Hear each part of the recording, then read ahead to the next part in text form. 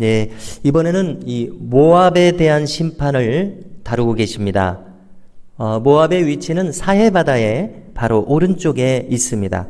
북쪽에는 암몬이 있고 남쪽에는 에돔이 있습니다. 자, 모압을 심판하는 도구가 있습니다. 역시 아수르 제국이 모압을 심판하시는 도구입니다.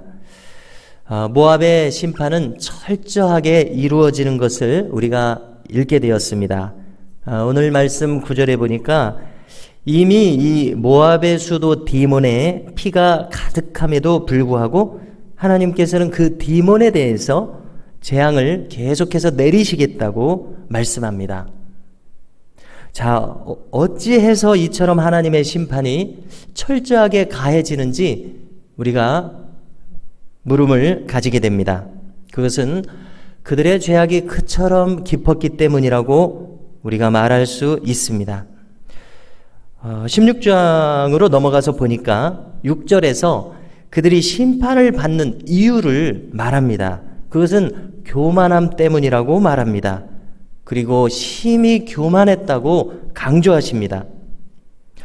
그것은 어떤 종류의 교만입니까? 우리가 그 설명을 들을 수 있는데요. 밭과 포도원에서 소출이 많이 나는 나라였습니다. 해마다 풍작을 이루었다면은, 자, 그것은 누구의 덕택이었습니까? 그것은 결코 우상 덕택이 아니라 하나님의 은총을 받았기 때문에 이루어지는 일입니다. 하나님께서는 악인과 선인에게 똑같은 은총을 주신다고 말씀합니다. 하나님의 자비하심을 베풀어 주십니다. 그런데 모압은 심히 교만했다고 말씀했습니다. 그 많은 소출 때문입니다. 풍성한 포도 열매 때문에 그들은 교만했습니다. 자, 이것이 인간의 본성입니다. 어떤 일이 잘 되어져 갈 때에 그것을 자기의 실력으로 여기는 것입니다. 좋은 햇빛이 비춥니다. 충분한 물이 있습니다. 비옥한 토지가 있습니다. 이 모든 여건을 주신 분이 하나님이신 것을 깨닫지 못합니다. 풍요함 때문에 가지게 되는 인간의 교만입니다. 자, 북방으로부터 이제 아수르의 침략이 임하게 되는데요. 그 침략은 참으로 무서운 침략이라고 기록하고 있습니다. 1절을 보니까 하룻밤 사이에 성들이 황폐하게 됩니다. 4절 끝에 가서도 보니까 모압의 군사들이 무서워하는 모습을 그려줍니다. 그들이 어느 정도로 무서워하냐면 그들의 영혼이 무서워서 떨 정도로 그렇게 무섭다고 말합니다. 성읍들이 울부짖습니다. 그 울부짖는 소리가 30km가 넘는 다른 성읍에서도 들릴 정도라고 말합니다.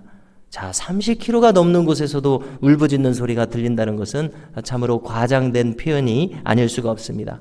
무슨 뜻입니까? 그처럼 큰 애곡이 있을 것이다 라는 것을 말하는 표현입니다. 자, 이와 같은 상황에 대해서 이제 이사야 선지자가 한마디 합니다. 이사야 선지자의 말을 들어보면은 그의 마음이 참 격정으로 사로잡힌 것을 듣게 됩니다. 5절에 보니까 내 마음이 모압을 위해서 부르짖는도다 이렇게 말합니다. 뒤이은 9절을 보면은 그들의 피난길을 그려줍니다. 저 남쪽에 버드나무 시내라고 하는 시내를 건너서 더 남쪽에 에돔까지 피난 가는 행렬이 눈에 떠오르는 것 같습니다. 자, 얼마나 그 참화가 참혹하면은 이 타국민인 모압 사람들에 대해서까지 이사야 선지자가 그처럼 연민을 품겠습니까? 자, 그런데 우리가 이 참화에 대해서 한 번 더 생각을 해보면은요, 이것은 단순히 이사야 선지자가 이 참화에 대해서 연민하는 것만이 아닙니다.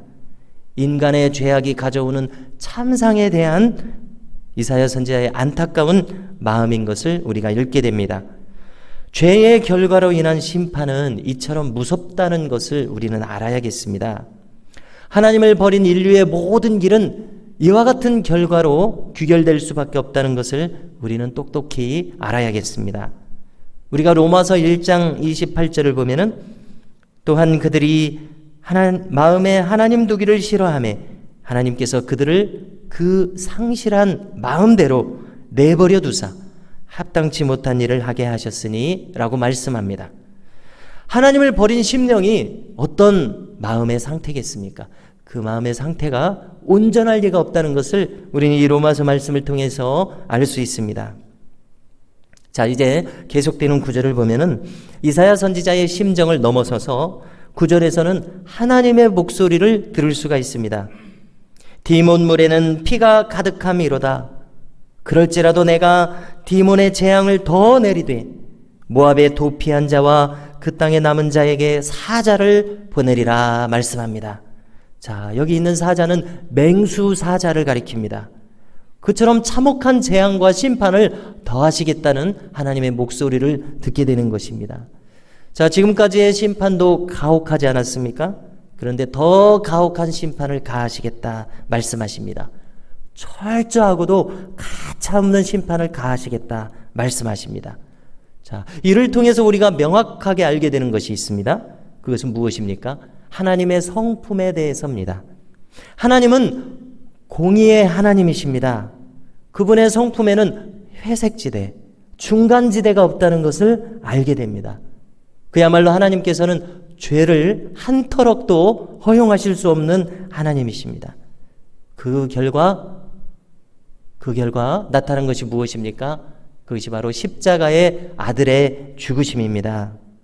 죄를 허용하실 수 없으시기 때문에 오직 유일한 길은 그 길이었다는 것입니다.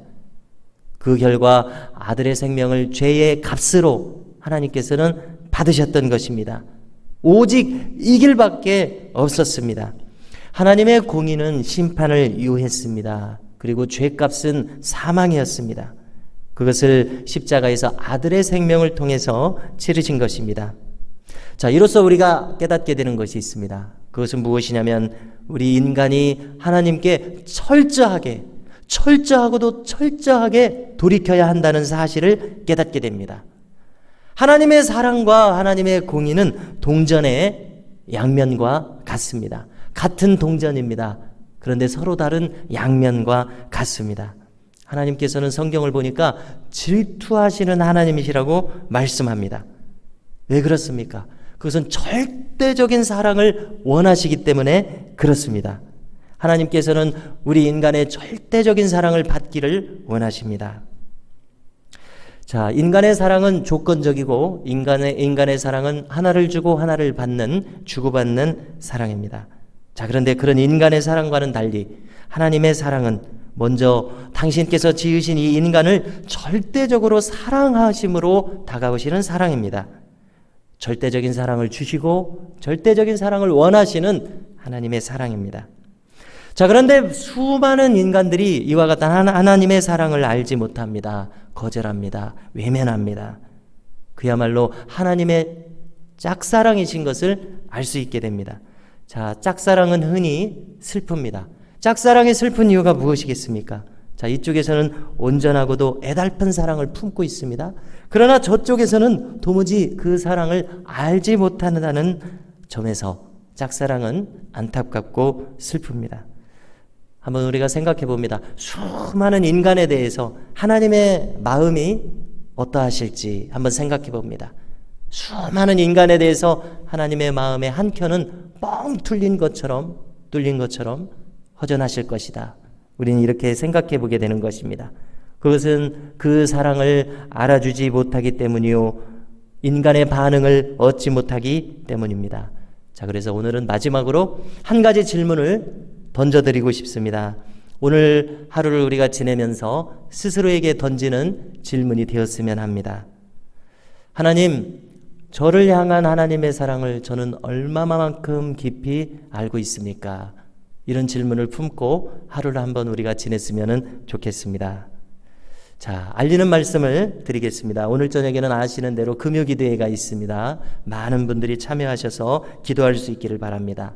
자, 이제 오늘 주어진 말씀을 붙들고서 기도하겠습니다. 기도하실 때 나를 향한 하나님의 사랑을 깊이 깨닫게 하소서 기도하고요. 또 우리에게 언제나 회개의 영을 부어주셔서 철저하게 회개해서 성결한 심령으로 살게 하소서 기도하겠습니다.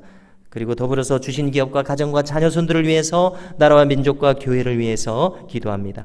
환난당한 지체들을 위해서도 기도합니다. 이 시간에 주여 한번 부르짖고 기도하시겠습니다. 주여! 할렐루야. 거룩하신 아버지 하나님,